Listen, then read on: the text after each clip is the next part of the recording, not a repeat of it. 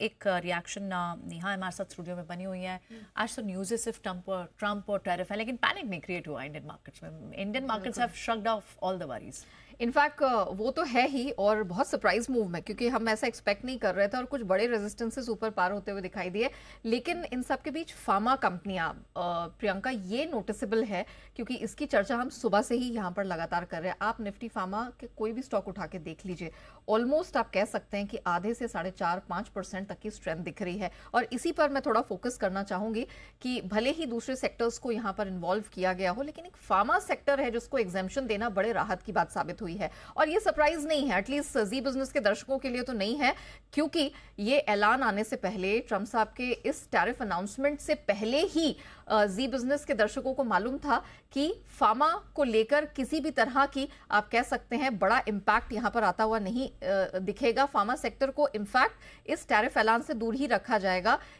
इस बात का जिक्र और इस बात को प्रीएम्प्ट जी बिजनेस ने ही सबसे पहले किया था, और आप देखिए हूबहू वही होता हुआ दिखाई दिया है।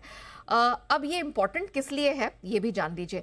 भारत के कुल यूएस एक्सपोर्ट में जो फार्मा का हिस्सा है, योगदान है, वो 11% का है। सालाना 76,000 करोड़ के यूएस को फार्मा एक्सपोर्ट होते हैं, और जबकि भारत अगर देखा जाए यूएस से फार्मा इंपोर्ट कितना करता है, उस पर 10% टैरिफ लगाता है।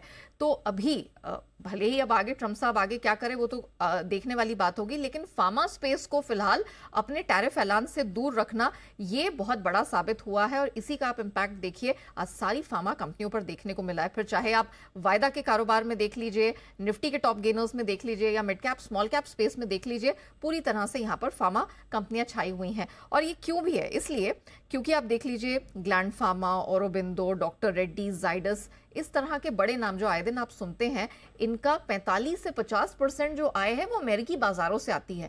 अगर यहां पर टैरिफ लग जाता तो इनके आय भी यहां पर नेगेटिवली इंपैक्ट होती दिखती। तो एटलीस्ट अभी उसका खतरा टल गया। सिर्फ यही नहीं, लुपिन, सन फार्मा, सिप्ला, टोरेंट फार्मा, आप देख ही रहे होंगे, ये तमाम स्टॉक्स से हरे निशान में कारोबार कर रहे हैं, क्योंकि इनका भी तकरीबन 10 से 37% जो आय है अमेरिकी बाजारों से आती है।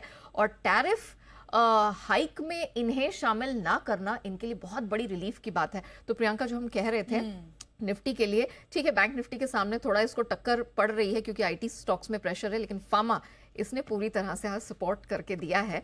और वही आप देख रहे हैं कि टॉप गेनर्स की सूची में चाहे आप कोई भी इंडेक्स यहाँ उठाकर देख लीजिए। True, absolutely. तो ये बड़ा सपोर्ट जरूर मिला है, और इनफैक्ट दूसरे स्पेसेस जहां पर हमें फायदा है, नुकसान नहीं। कम टैरिफ लगा है हम पर, दूसरों पर ज्यादा है, तो दूसरों का नुकसान हमारा। एग्जैक्टली, जैसे टेक्सटाइल स्पेस जो हम लोग बात भी कर रहे थे कि दूसरे देशों पर जिस तरह से लगाया गया है, हमारा शेयर भले ही यहाँ पर थोड़ा सा कम हो, लेकिन फायदा अल्टीमेटली हमें भी यहाँ पर मिलता हुआ दिखाई दे रहा है, क्योंकि कॉम्पिटिटिवनेस बढ़ जाती है।